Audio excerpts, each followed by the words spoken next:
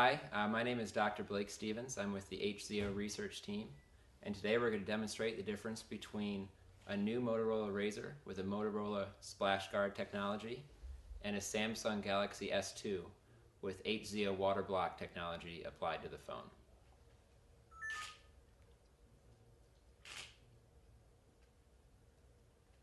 Okay, and we're going to The screen's changing. start the timer. I don't think I need the time. Wow.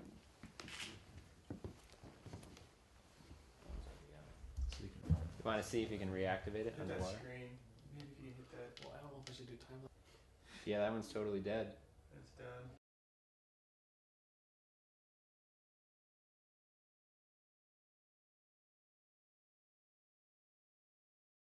Alright, we've been under an hour. Over. Over an hour now. We've been underwater over an hour. And our battery's almost dead, it looks like. We're going to try to make a quick phone call.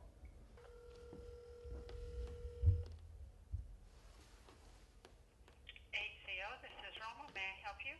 Hi Roma, this is Blake. Hi, Blake. Are we going to see you outside the lab today?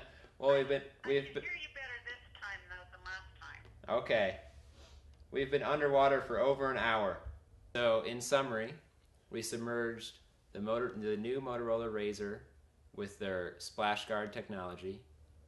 We also submerged a standard Samsung Galaxy S2 that has had the HzO WaterBlock technology applied to it.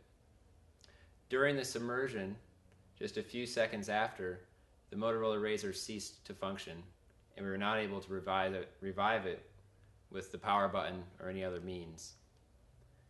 The Samsung Galaxy S2 with WaterBlock technology lasted for over an hour, and we just were able to call the office and have a conversation.